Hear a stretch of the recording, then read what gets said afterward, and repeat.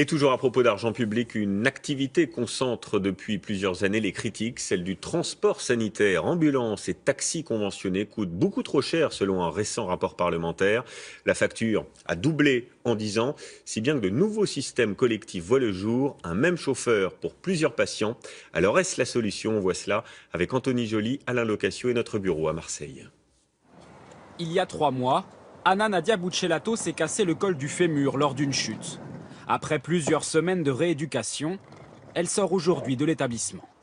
Je suis très pressée. De retrouver la maison. Ah, ça c'est sûr. Je suis contente comme tout de rentrer chez moi. Son état physique l'empêche de conduire.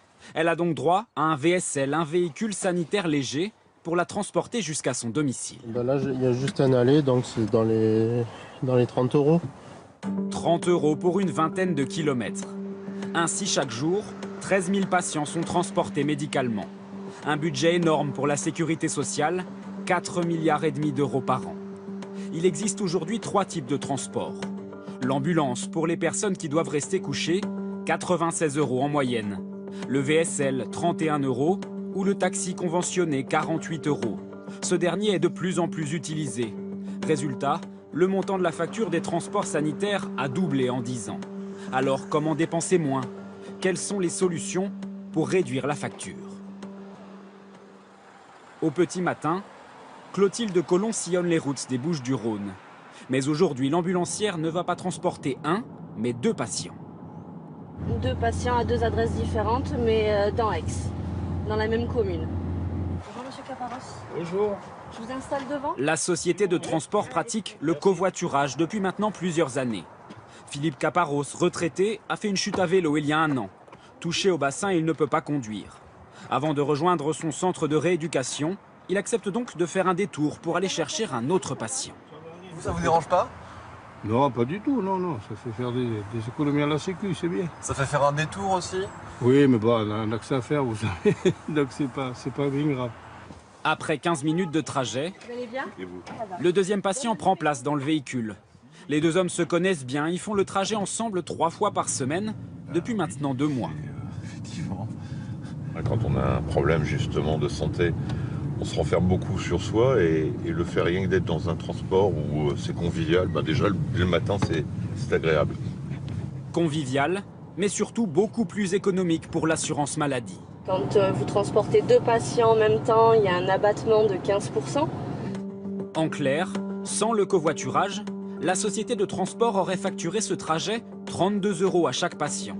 Avec le covoiturage, elle ne fait payer que 19 € à chacun, soit pour ce seul trajet, un gain de 26 € pour l'assurance maladie. Ainsi, en 1 an, elle aura économisé plus d'1 million d'euros grâce au covoiturage. La société de transport, elle aussi, y trouve son compte, car elle peut transporter 3 fois plus de passagers. Si on n'avait pas trouvé le transport covoituré, il y aurait de fortes probabilités pour que nous arrêtions l'activité du transport assis. C'était pas assez rentable, c'était non rentable du tout. On était en déficit permanent.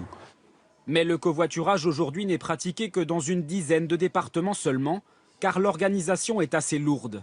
En effet, les hôpitaux avec lesquels la société collabore doivent regrouper les rendez-vous des patients qui habitent dans une même zone.